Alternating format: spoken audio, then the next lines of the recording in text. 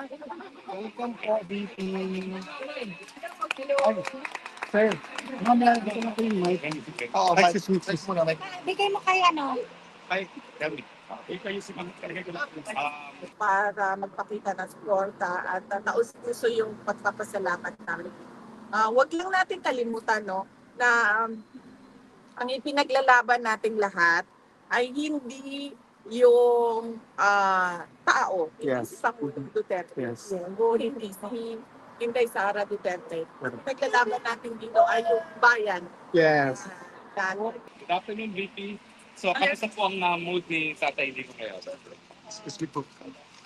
Ay, excuse me, sir. I'm sorry. Ay, it's okay. That's okay. Yes, magandang hapon sa inyong lahat. Welcome to the Netherlands. Ikaw na pala mag-welcome. Ako na mag-welcome sa inyo.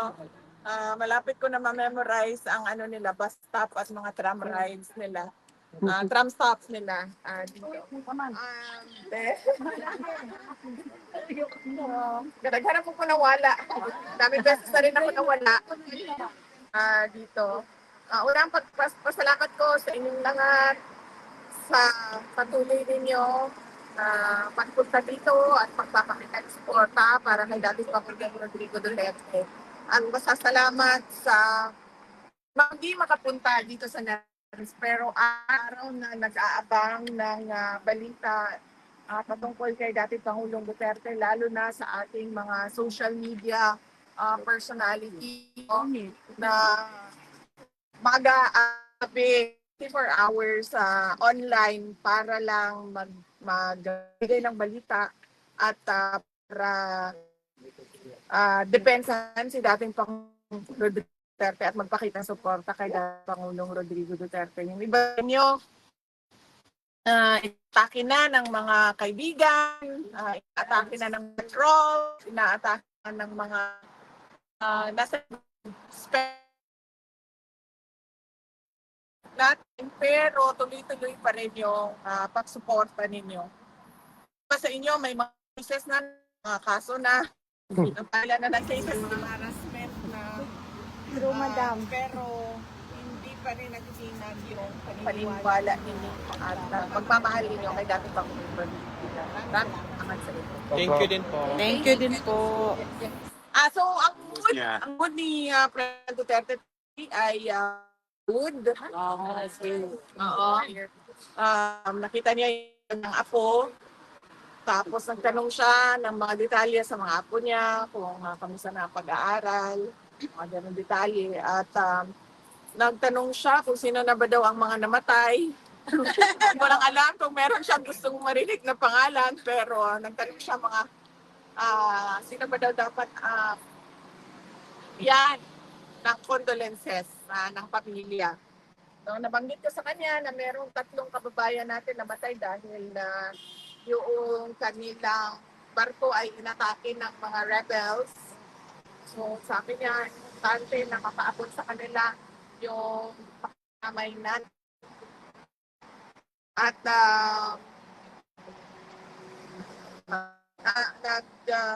politics, passion mo politics, wala ka masyadong usap na sa politika kanina.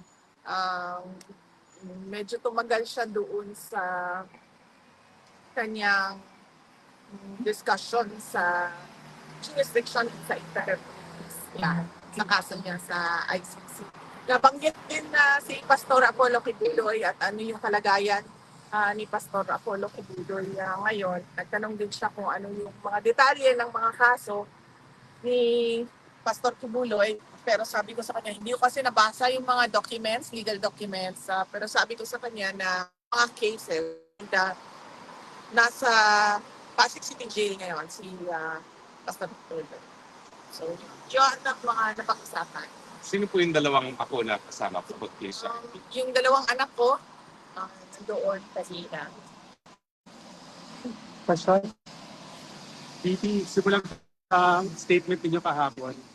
Trail po pala. So, regarding po ito sa issue ng confidential funds at dun sa mga aliases, dahil binanggit po ninyo na may trial po, doon po kayo magbibigay ng payag. So wala public naman po. So Pilipinas po, meron po ibang mga congressman na nagsabi na bakit po hindi pa po ngayon kayo magpaliwanag. And Bakit daw hindi niyo pa po ito sinagot before nung sa budget hearing? Unang-una, sa budget hearing, mapapansin nyo, wala namang confidential funds doon sa budget request namin, pero lahat nun ay confidential funds ang tanong nila from the previous years, which was already decided by the House of Representatives na hindi nila ibibigay or hindi ni-request. Hindi siya ni-request. Pangalawa, kung makikita nyo at maalala nyo na sinabi mismo ni Congressman Stella Kimbo, let's stick to our plan. So alam mo na, at kaya ako dumating doon sa budget hearing namin na mag-isa, dahil sinabihan na kami noong isang kasamahan nila na ganito yung gagawin sa iyo. Puro confidential funds ang tatanungin at ang gagawin nila ay gumawa ng kaso gagamitin nila ang confidential funds para mag-invento ng kaso. So, pumunta ako doon na mag-isa during the budget hearing dahil ayokong inaapi at pinapahiya yung mga kasamahan ko sa Office of the Vice President. Doon naman hindi nila nakuha kung ano yung gusto nila during the budget hearing dahil sinabi ko na sa kanila na bahala na kayo kung anong budget ibigay nyo. Wala namang problema sa amin. Tutuloy pa rin yung trabaho namin. Ay nagbukas sila ng investigation sa loob ng House of Representatives. 2 beses ako pumunta doon. 2 o 3? Dalawang beses. Pumunta ako doon nung pinatawag nila ako at pinag-oath nila ako kahit wala sa rules nila. So sinabi ko, bakit nyo akong pag-oath na wala naman sa rules ninyo na kailangan mag-oath at research persons. In fact, kung tingnan nyo yung mga ibang hearings ng House na hindi doon sa amin, makikita mo na yung mga research persons ay hindi talaga pinag-oath. So, hindi nila masagot dahil ang kagustuhan lang naman nila ay manira, diba? So, hindi nila sinagot, tumutuwa ako doon. Sabi nila, wala na kami magtatanong sa iyo kasi hindi ka naman nag-oath. Pero ready akong sumagot kung ano man yung tanong nila kahit wala akong oath. Diba? So wala silang tinanong. Noong sunod na pumunta ako doon, sinamahan ko yung mga invitees nila galing sa Office of the Vice President dahil pinoprotektahan ko lahat nung mga kasamahan ko sa Office of the Vice President. In fact, kung hindi nyo napapansin, marami dyan ang hindi pro-Duterte sa Office of the Vice President dahil karamihan dyan sa kanila ay galing pa sa panahon ni Vice President Binay at Vice President Leni Robredo. So dilawan at pinklawan talaga ang ibang mga tao dyan sa Office of the Vice President. Pero lahat yan pinoprotektahan ko. So sinamahan ko sila doon at pinoprotektahan ko sila. Pero nung sinabihan ako na you cannot speak without taking an oath, so nag-oath ako. Nung nag-oath naman ako, may tanong ba sila kahit isa? Alvin? wala. Wala. Kahit isang tanong, walang tinanong sa akin. So, anong sinasabi nila na hindi ako sumasagot? Sumasagot ako. Pinadalhan kami na letter ng Commission on Audit dahil sa pagpipilit ni Congresswoman Franz Castro, sinagot namin. Pinadalhan kami ng letter ulit ng COA, sinagot naman namin. Maayos naman yung sagot ng Office of the Vice President. So, hindi ko alam kung saan nanggagaling ang sinasabi nila ayaw ko sumagot. Ngayon, ayaw ko sumagot kasi nag-file sila ng impeachment. At sinabi ko, since nag-file kayo ng impeachment, ay doon natin sagutin sa impeachment. Para naman ako kasi akong tanga, kung magsasalita ako about confidential funds ngayon, na wala namang dahilan. Unang-una, nag-hearing, nandun ako, walang kahit isang tanong. Ngayon, may impeachment trial, tapos mag-discuss ako noon sa labas ng impeachment trial. Pag wala nang ibang venue, saka ako magsasalita. my explanations will be in my own time. Hindi sa panahon kung kailan gusto ng mga members of the House of Representatives.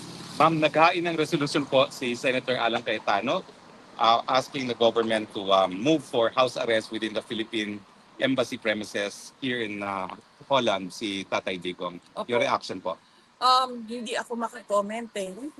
Kailangan ang mag-comment nitong house arrest na ito at the resolution ni Senator Alan Peter Cayetano ay yung lawyer ni Pangulong Duterte. So siguro kung isang beses maimbita ninyo si Attorney Nicholas Kaufman to give a comment, mas maganda na siya yung magbigay ng comment dito.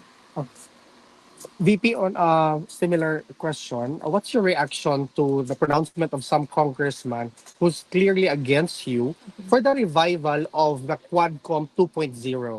We are not surprised. Kanina bago ako pumunta dito na-late pa nga ako, nagmamadali kami kasi galing ako sa isang Zoom meeting na hinahanap sa iyo ang laptop, no? Nasa akin ang laptop. So, pinatago ko lang sa iyo. So, kinuha ko na yung laptop ko ulit. Kanina, nasa Zoom meeting kami. Yun ang dinidiscuss namin. Kasama ka na Secretary Harry Roque, no? Na hindi ito titigil. So, huwag tayo mag-expect na bago yung Congress ay titigil sila sa pangangatake nila. So, tutuloy-tuloy pa rin yung paghahabol nila sa iyo at tutuloy-tuloy yan na tambakan ka nila ng kaso. Yan din yung sinabi ko sa mga ka-meeting ko kanina. Because obviously, ang gusto nila ay burahin mga Duterte at mga tao na sumusuporta sa mga Duterte. In fact, kahit nga private individuals, ngayon, hindi na immune dahil nakakatanggap na sila ng mga letters galing sa BIR o kung ano man yung pwedeng kahanapan ng pagkakamali sa kanila. Yun. Water mo na, VP. It's not a surprise. Matutuloy yung cards. Water mo na, VP. Okay, VP, next question naman. Kasi dun sa mga final ng, or dun sa mga nasubmit na documents ng prosecution, regarding dun sa case po ni former President. So, ang expectation ko, or at least ang idea is, by July 1, malalaman na po ng side ng defense kung sino po yung mga witnesses na ipapakita ng prosecution. May idea na po ba kayo kung sino yung mga witnesses dito at ano po yung reaction niyo kung nalaman niyo na po yung mga pangalan nila at yung mga personality na ito?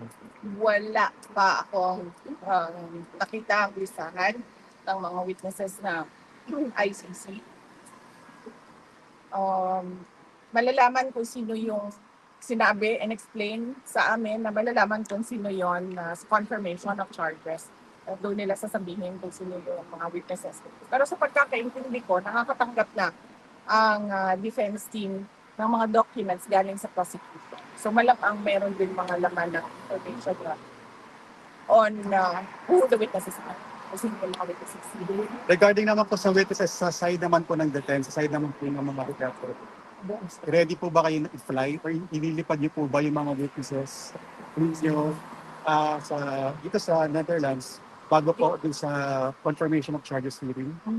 Hindi ko alam kung ano ang plano ng defense team dating Pangulong Rodrigo Duterte. Hindi ko din alam kung ano yung mga allowed na mga modes ng presentation ng witnesses. Pwede ba online, kailangan ba in person. Hindi ko alam yung rules nila sa testimony ng witnesses. So, kung magkakapanahon kayo na makausap si Attorney Kaufman, mas maganda na siya yung makasagot ko ano yung plano nila sa pag-attend ng witnesses. I'm from European Media Network. What can you say about the current situation of the former president, and what you may advise the Philippine people around the world in their actions in this way? Opo, ma'am. Salamat sa tanong mo, ma'am. Dahil kaninang umaga, ay sige, kaon lang mo, ma'am. Nagkaon lang, ma'am. Dayon lang, ma'am. Dayon lang, ma'am. Salamat sa tanong mo. Dahil kanina umaga pa, meron po nagpadala sa akin ng photo na mukhang nasa hospital bed si dating Pangulong Rodrigo Duterte at meron siyang hospital tag, Yeah. dalawang band sa kamay niya. So hindi po totoo Yeah. yung photo na yon. First nila, Lord. Hindi totoo yung photo na yon. Malamang edited yung photo na yon. Ibang pasyente yon. Inano lang nila yung mukha ni dating Pangulong Duterte. Wala po siya sa hospital ng detention unit. Nandun po siya sa regular wing ng detention unit. At kanina, naglalakad naman siya mag-isa, albeit may dala-dala siyang Tungkod. Oo. Dala-dala siyang tungkod. So clearly, wala siyang sakit na, kumbaga, kailangan niya maging bedridden. Pumalat na yung umayag na tapos nag-pass din sa pagkadak. Bakit ba si tatay dito ang payat? Ay, galing nilang mag-edit eh. Walang picture na release ng ICC. Ma'am, is there a possibility na mag-health bulletin ng ICC on the health of PRRD? Yan ang hindi ko alam. Pwede nating itanong kasama yung kung pwede ba maglabas ng photo. Yeah. Pwede nating itanong sa lawyer kung pwede nilang i-request yun sa registry sa ICC. Pero nabanggit ko nga last time sa mga wala dito, sinabi ko na umayat siya. Sobrang payat niya. Hindi na ganyan yung itsura niya na nakikita niyo sa stansi sa likod. Hindi ko nakita na ganito kapayat, except sa photo niya, siya ay binata pa. Pero sinasabi ko sa inyo na, pati ito, nabanggit din ng nanay ko ha, hindi lang ako ang nakapansin. Hindi nagsag yung face niya. Hindi tulad, mas umulan sa ating lahat na bumabagsak na yung ating mga Cannot go out. bumabagsak na yung ating mukha. Sa kanya, hindi. Bumagsak yung mukha niya. Yan ang sabi ng anak, sumabagsak. Yung mga characteristics ng sabi ni Guapo daw si Lolo Rudy. Hindi bumagsak yung kanyang mukha. Yung kanyang wrinkles. Mas marami pa nga siguro ako wrinkles dito. Ilan lang. Yung dito lang talaga meron. Pero yung dito wala. Yung dito niya, for an 8 years old, hindi siya malalim na parang, ano na. It's a relief for the country. Yeah, like that. O nga, nagtataka nga ako, ma'am sabi ko nga sa mama ko, siguro merong pampaganda dyan sa loob na hindi. Baka nakasirabil. Water quality. Water quality. Baka. Ma'am, yung Dutch doctors in ma'am, they are really good. Oo. Dutch doctors. Kasi Yes. binabalance nila yung diet niya at Oo. saka yung sa kasi si tatay is Yes. Kasi alam nila man na merong Pilipino sa labas. isa din yun. Glowing, Oo. pero payat. Correct. Yan din yung sabi ko na baka lang, kinontrol din yung kanyang weight dahil diabetic siya. Correct. Ma'am, No more questions? regarding po, going back to sa topic of impeachment, sabi po ni House of Representatives, Secretary General Reginald Velasco na wala raw pong na-violate yung office niya na rules sa hindi pag-speak agad ng first 3 impeachment complaints dun sa office of the speaker. Any comments po? Sumagot na lang siya sa Supreme Court. Hiningi naman ng Supreme Court Correct. lahat ng mga sa tingin nila, ano bang tawag doon? Response nila. Answer. Sa mga sa tingin nila merong irregularities. Nagtanong na ang Supreme Court doon sa mga questions na sa tingin nila may irregularity. So, huwag siya sumagot sa atin. Hindi naman tayo nagtatanong. Supreme Court siya sumagot. Ma'am, meron bang, again, I will ask this again, hindi ako I will not be tired asking this. Meron bang mensahe ang aming pinakamamahal na former president sa mga Pilipino, ma'am? I hope hindi masyadong mataas.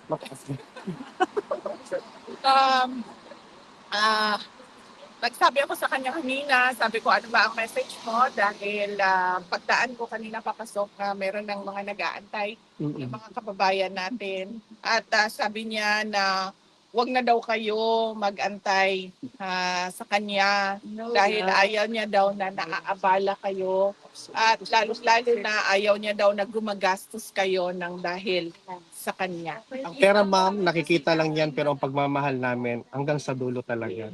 Alam ba niyo yung July 19? Una kalimutan niyo Bukas na lang, ma'am. Tomorrow, Monday is another day. Tuesday. Tuesday, sabihin ko. Kalimutan ko na naman. It's okay, ma'am. July 9. Okay. Imbitahin ko nga siya, no? Sabi ko, Oo, ma'am. Sige, ma'am. Presentahin. punta. Okay na? Yes, Ikaw, ma'am. Okay? Last question. Oo. I already asked this to you. I know that the government is like a we have my I hope that we are not giving just a few doesn't affect itself. I don't think so, ma'am. Maybe he's just thinking of your comfort. Oh, we're so comfortable here, madam. We're so happy to be here. Getting How about, Let's go, everybody. yes. Yeah. How about you? Last Christine? question dito. So what do you have to say those detractors so expensive?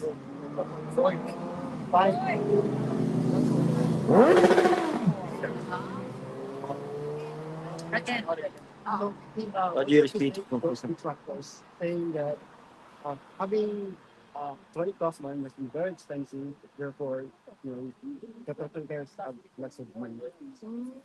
Hindi ko alam kasi hindi naman ako nagbabayad. Sorry, hindi ko alam. I am not paying for Attorney Kaufman and I do not know the professional fees arrangements between Attorney Kaufman and former President Duterte because it is confidential and between the lawyer and client only. So I'm not paying for his Because I had an argument. I told somebody, the Filipino people are really, At Wala po. ayaw din yun. Walang ganun. Ayaw po din ni nila. dating Pangulong Duterte na na pagbayad. Taong bayan. Okay. Ma'am, your So, last ma'am, question. meron lang Last question. Ma'am, your message po sa mga kababayan natin na palaging nandito, nakasuporta sa iyo, sa iyong ama, at sa buong Duterte. Yes, nagpapasalamat ako sa ating mga kababayan sa patuloy nila na suporta. No? Yung mga pumupunta dito sa Hague, nila sa loob ng ating bansa at hinatid nila President dito. At ginastusan pa Yes. nila ng gobyerno. Pati yung witness. Ginastusan ng gobyerno para ihatid ang isang Pilipino dito sa Hague. At huwag natin kalimutan ang mga issue sa bayan natin. Tulad ng blanco sa budget. Napakaraming mga kababayan natin ang tahimik sa blanco na mga budget. At yung pakuha ang pera ng yan. At yung apparent na pagsinungaling, iba yung sinasabi ngayong araw na ito, iba yung sasabihin bukas, at yung pagkapako ng mga pangako. Unang-una na yung Bugas. bugas. 20 ang bugas. BPP. Thank you. Thank you for giving us hope. Well, yes, lagi sinasabi sa akin.